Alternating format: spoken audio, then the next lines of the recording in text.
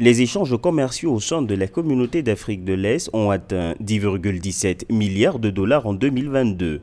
L'information émane d'un communiqué de presse de la CAE du 16 août 2023. Cette hausse est due principalement à la bonne volonté politique des membres du sommet des chefs d'État de la CAE sur 33 barrières non tarifaires qui entravaient le commerce entre les pays de la sous-région. 26 ont déjà été levées, ceci dans le but de faciliter le commerce général par l'adoption de mesures pratiques destinées à renforcer les flux commerciaux entre les États membres tels que la simplification et l'uniformisation des documents et des procédures douanières ainsi que l'adoption d'instruments communs. Cette nouvelle vision d'intégration régionale aidera l'Afrique de l'Est à agrandir ses marchés, à encourager une plus grande compétition et à améliorer la position politique africaine dans différents domaines du programme de développement, car le commerce apporte et continuera d'apporter une formidable contribution aux économies de nombreux pays développés et en développement. Le commerce permet à ces pays de se spécialiser et d'exporter des marchandises qu'ils peuvent rentablement produire en échange de ce que les autres pays peuvent fournir à bon marché. L'essor de l'hydrogène vert, en corrélation avec la croissance des sources d'énergie renouvelables, est annoncé comme le moteur d'une révision majeure du paysage énergétique et des réserves mondiales dès 2030. Cette transformation a le potentiel de créer éventuellement un marché évalué à 1,4 milliard de dollars annuellement, d'après les conclusions de la présente étude. En 2050, la carte mondiale de l'hydrogène vert présente un tableau où l'Afrique du Nord occupe la position de leader en tant que région exportatrice majeure, tandis que l'Europe se positionne en tant que première zone importatrice. C'est du moins ce qui ressort d'une analyse effectuée par le cabinet Deloitte. Mais actuellement, 99% de l'hydrogène industriel mondial est gris, issu du gaz méthane sur des sites pétrochimiques, une opération qui libère énormément de gaz à effet de serre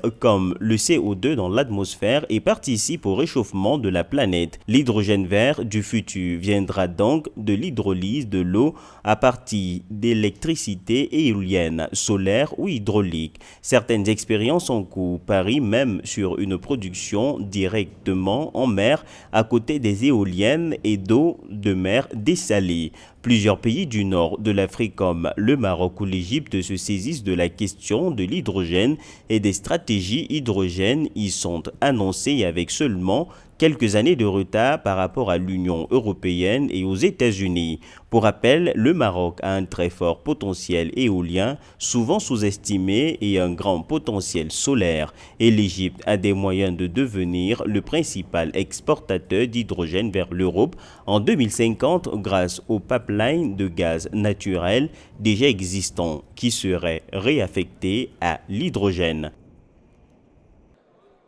L'accord a à ce jour été signé par 54 des 55 États membres de l'Union africaine. 44 pays ont déposé leur instrument de ratification, mais seuls 4 ont ratifié le protocole sur la circulation des personnes.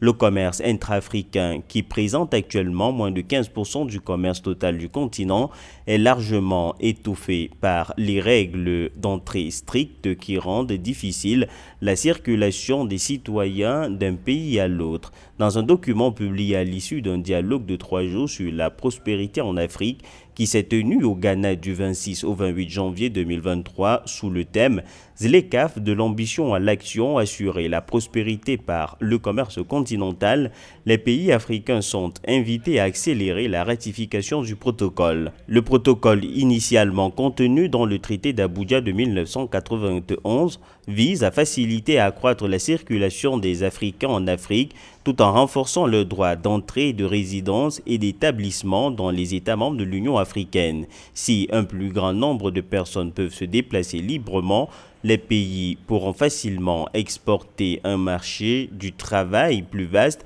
pour combler les lacunes en matière de compétences tout en pratiquant le commerce transfrontalier.